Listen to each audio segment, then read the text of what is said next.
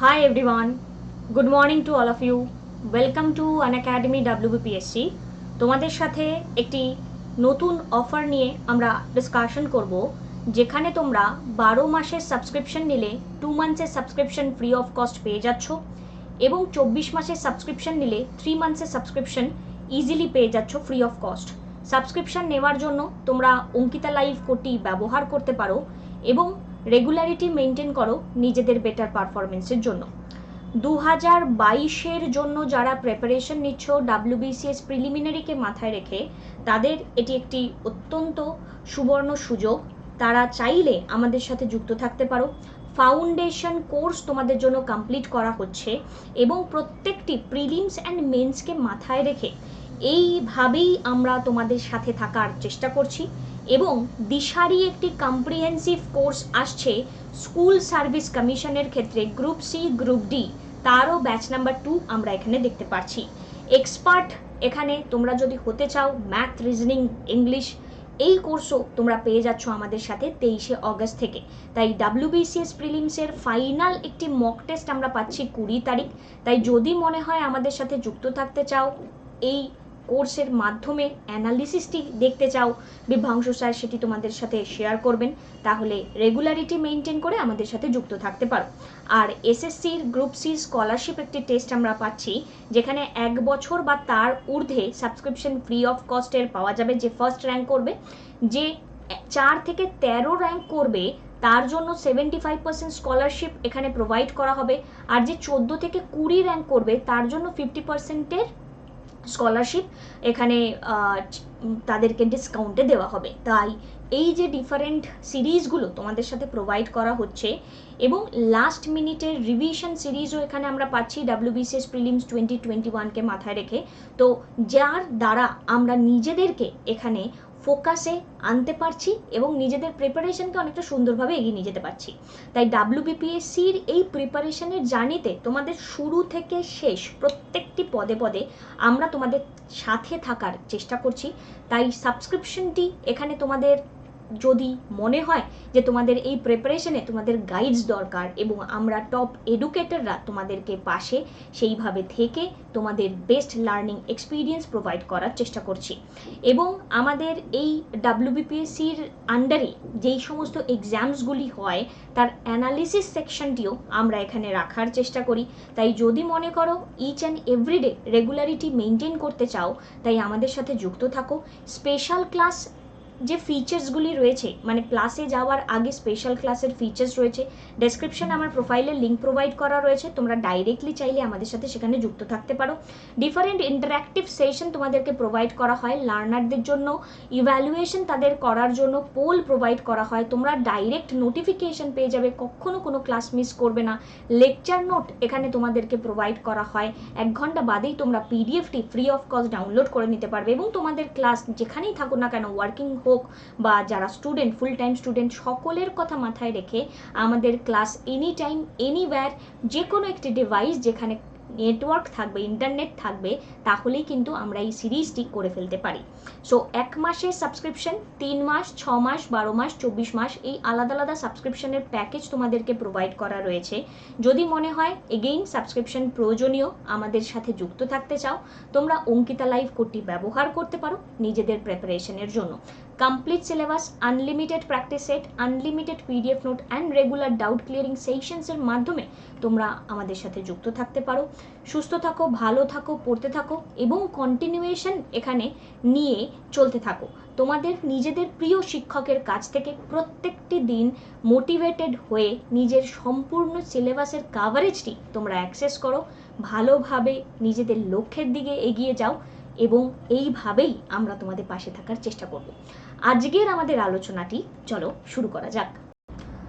আজ আমরা WBCS preliminary 2021-কে মাথায় রেখে ইন্ডিয়ান ইকোনমির যে আলোচনাটি করছিলাম, তার আজকে পার্ট 6। আগের পার্টগুলো তোমাদের সাথে ডিসকাশন করে নিয়েছি। যদি তোমাদের মনে হয় আমাদের সাথে যুক্ত থাকতে চাও, তোমরা আগের পার্টগুলি সেখান থেকে দেখে নিতে পারো এবং ডেসক্রিপশনে আমার প্রোফাইলের লিঙ্কটির ব্যাপারে আগেই বললাম, সেটি তোমরা সেখানে গিয়ে আমাকে ফলো করে রাখতে পারো। ডিফারেন্ট কোর্সেস তোমাদের জন্য লঞ্চ করা হচ্ছে তোমাদের ফাউন্ডেশনকে মাথায় রেখে। প্রত্যেকটি আলোচনার মাধ্যমেই তোমাদের পাশে থাকার চেষ্টা করছি।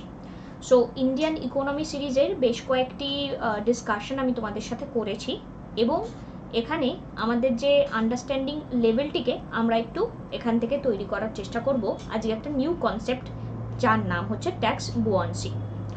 এবার এখানে এই বায়ন্সি বুয়ান্সি উচ্চারণটা যেটা তোমাদের ঠিক মনে হয় তোমরা করো।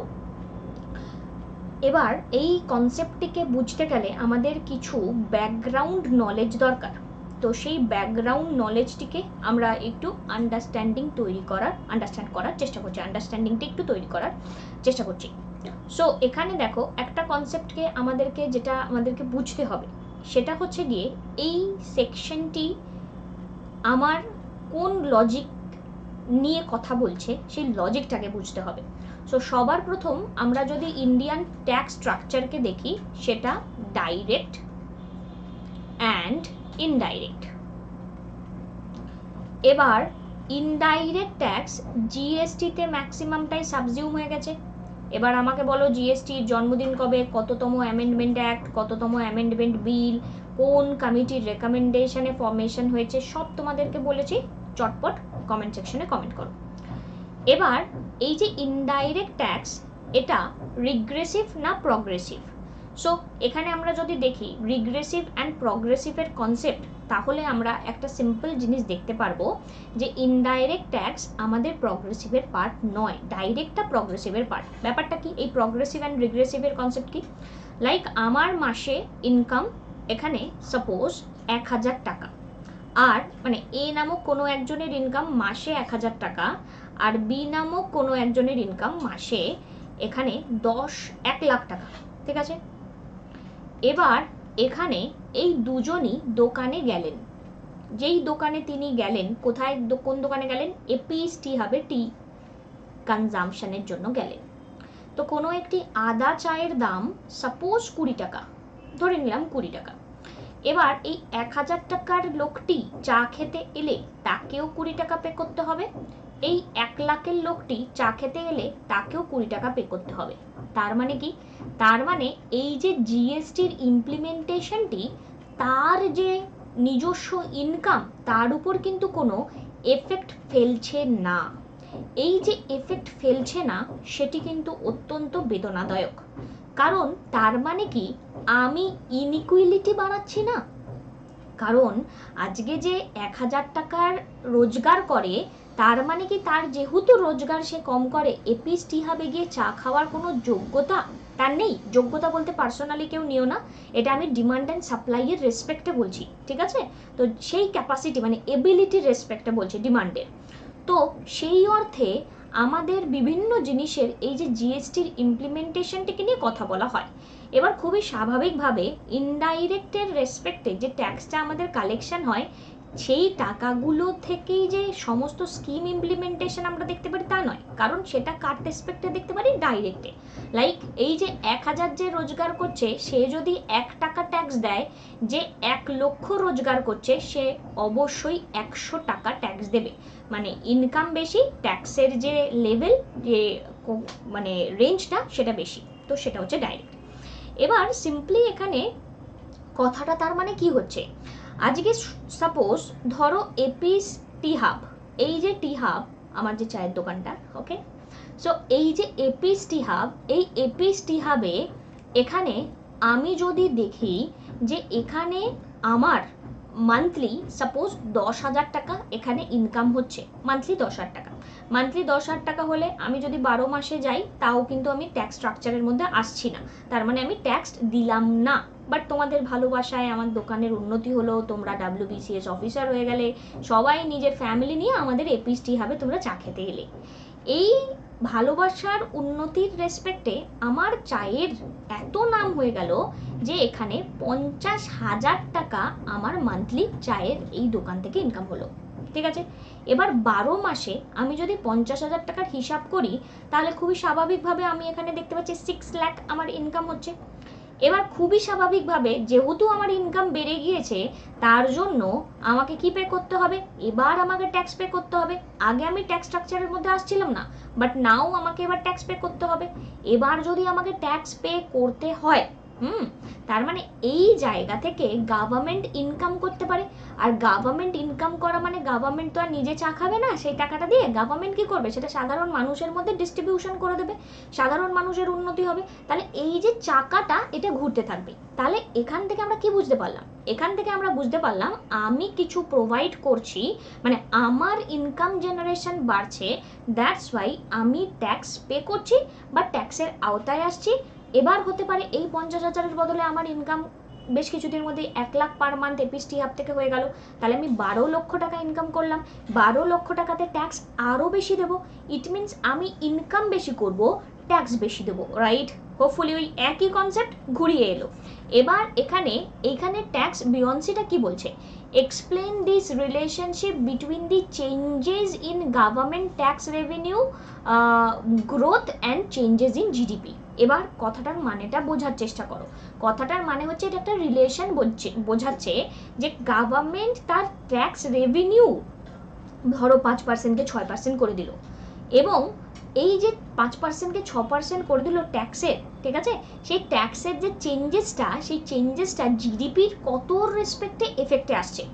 কথাটাকে যদি আরও ভালোভাবে বোঝানোর চেষ্টা করি তাহলে আরও একটু কথাতে যাই, rate of growth of taxes divided by rate of growth of nominal GDP. রিয়েলের কথা কিন্তু আসছে না, ইনফ্লেশন অ্যাডজাস্টমেন্টের কথা আসছে না, ঠিক আছে।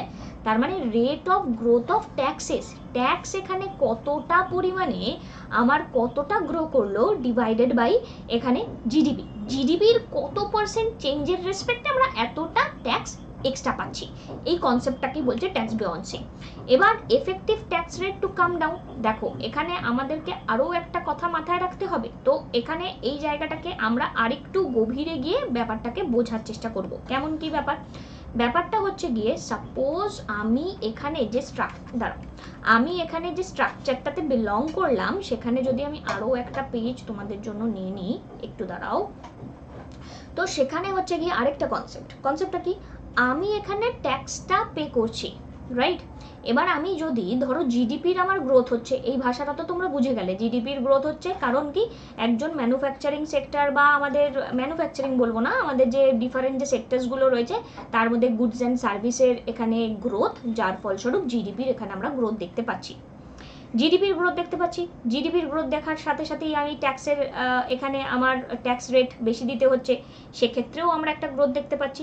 তো সব মিলিয়ে আমি একটা গ্রোথ এখানে অনুভব করতে পারছি। এবার আমি যদি চাই যে আমার এই মুহূর্তে আমাকে ধরো সাপোজ 100 জন ট্যাক্স পে করে, এবং পে করে না হচ্ছে 1000 জন, কথাটা ভালো করে বুঝবে, পে করে না হচ্ছে 1000 জন, কারণ কারোর 2 টাকা ইনকাম, কারোর 3 টাকা ইনকাম, কারোর 4 টাকা ইনকাম। এখানে 100 জন যারা ট্যাক্স পে করে, কারোর হয়তো 10 টাকা ইনকাম, 20 টাকা ইনকাম, 30 টাকা ইনকাম, তো তারা ট্যাক্স পে করে, এরা করে না, এদের সংখ্যাটা বেশি। আমি যদি কোনোভাবে এদেরকে এই ট্যাক্সের লেভেলে আনতে পারি তাহলে আমার ট্যাক্সের রেটটা বেশি। তাহলে এদেরকে ট্যাক্সের লেভেলে আনার জন্য বা এদেরকে গ্রোথ প্রোভাইড করার জন্য কি দরকার, এদেরকে গ্রোথ প্রোভাইড করার জন্য এদের যে বিজনেস তাতে ইনভেস্টমেন্ট দরকার। এবার এদের বিজনেসে যদি ইনভেস্টমেন্ট দরকার আমরা দেখি, তাহলে এই ইনভেস্টমেন্ট স্ট্রাকচারটাতে আত্মনির্ভর ভারতবর্ষের রেসপেক্টে ইনভেস্টমেন্ট কে করবে, বাইরে থেকে যারা আসবে তারা এখানে ট্যাক্সের রেসপেক্টে ইনভেস্টমেন্ট করবে। এবার তারা যখন এই ইনভেস্টমেন্টটা আমাদের সাথে নিয়ে এগোবে, তাদেরকে যদি ট্যাক্স বার্ডেন বেশি দেওয়া হয় তাহলে তারা ট্যাক্সে এখানে ইমপ্লিমেন্টেশন করবে না। এবার তাই গভর্নমেন্ট ট্যাক্সের যে পার্সেন্টেজটা সেটাকে অনেকটা বেশি ফ্লেক্সিবল বানানোর চেষ্টা করছে। কেন ফ্লেক্সিবল বানানোর চেষ্টা করছে, তার একটি অন্যতম কারণ হচ্ছে গিয়ে আমার এই মোমেন্টে যেই কোম্পানিজগুলি আছে তাদেরকে একটু ট্যাক্সের যদি আমি ছাড় দিই, মানে আমি যদি এই লোকগুলিকে ছাড় দিই বা এই লোকগুলির উপর একটু বেশি বেশি ইনভেস্ট করি, তাহলে এই লোকগুলি কিছুদিনের মধ্যে ট্যাক্সের স্ট্রাকচারের মধ্যে চলে আসবে, আমাদেরকে ট্যাক্স দেবে। এই কনসেপ্টটিকে আমরা এখানে নিয়ে চলার চেষ্টা করলাম, হোপফুলি বুঝতে পারলে। এবার লাস্টের আরেকটা কনসেপ্ট হচ্ছে ট্যাক্স ইলাস্টিসিটি। সিমিলার একটা কনসেপ্ট আছে এই ট্যাক্স বিয়ন্সির মতনই। It refers to changes in tax revenue in response to the changes in tax rate. For example, how tax revenue changes if government reduces corporate income tax from 30% to 25% indicate tax elasticity. এবার এখানে এই জায়গাটিকে বুঝতে হবে। মানে কি? মানে হচ্ছে গিয়ে আমি ধরো আগে ট্যাক্স নিতাম 30%, মানে গভর্নমেন্ট আমার থেকে নিত আগে 30% ট্যাক্স, বাট এবার গভর্নমেন্ট নিচ্ছে 25% ট্যাক্স, ঠিক আছে? মানে ট্যাক্সের 5% এখানে গভর্নমেন্ট কমিয়ে দিয়েছে। তো আপাত দৃষ্টিতে আমাদের দেখে কি মনে হচ্ছে, এ বাবা, গভর্নমেন্টের যদি আগে 100 টাকার রেসপেক্টে 30 টাকা পেত, গভর্নমেন্টের রেভিনিউ কমে গেল বিকজ গভর্নমেন্ট 25 টাকা পাচ্ছে, গভর্নমেন্টের ক্ষতি হচ্ছে। বাট না, গভর্নমেন্ট ব্যাপারটিকে একটু বিভিন্ন অন্যরকম ভাবে ভাবছে। কিভাবে ভাবছে? গভর্নমেন্ট ভাবছে এই যে কোম্পানিটি রয়েছে তাকে কি করতে হচ্ছে, তাকে কম পয়সা পে করতে হচ্ছে, মানে 5 টাকা তার এখানে বলতে পারি বেঁচে যাচ্ছে। 5 টাকা বেঁচে গেলে থোড়ি না 5 টাকা দিয়ে আইসক্রিম খাওয়ার জন্য গভর্নমেন্ট দিচ্ছে। তো কিসের জন্য দিচ্ছে? এই 5টা টাকা সে যদি আবার ইনভেস্ট করে, আবার ম্যানুফ্যাকচারিং ইউনিটকে এখানে গ্রো করে, সেখান থেকে যদি জব ক্রিয়েশন হয়, সেখান থেকে যদি ইন্ডিয়ান ইকোনমির সাইকেলটা ভালো করে ঘোরে, তাহলে এমন হতে পারে যে এই যে আগে সে 100 টাকার প্রোডাকশন করেছে, এইবার সে প্রোডাকশন করবে হোপফুলি 200 টাকা। তখন গিয়ে সে গভর্নমেন্ট অটোমেটিক্যালি পাবে 50 টাকা। ইট মিনস আমি তোমায় বুস্ট আপ দিলাম, যাও এগিয়ে যাও নিজেদের লক্ষ্যের দিকে, যেমন আমি তোমাদের সাথে করে থাকি। বেসিক্যালি ইন্ডিয়ান ইকোনমি বুঝতে পারছো না, অসুবিধা নেই, ডেসক্রিপশনে আমার প্রোফাইলের লিঙ্ক প্রোভাইড করা রয়েছে, স্পেশাল ক্লাস তোমাদের সাথে নিয়ে থাকি।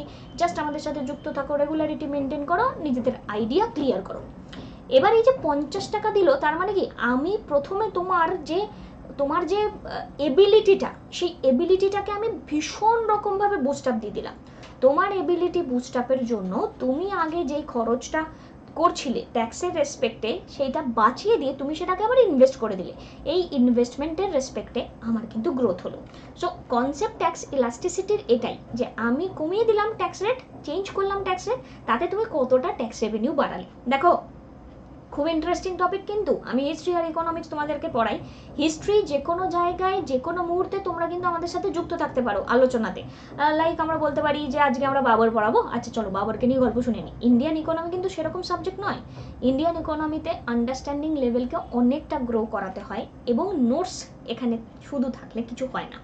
So effective tax burden on corporates had been rising because of phasing out of exemption and incentive, rising minimum alternative tax and surcharge increases.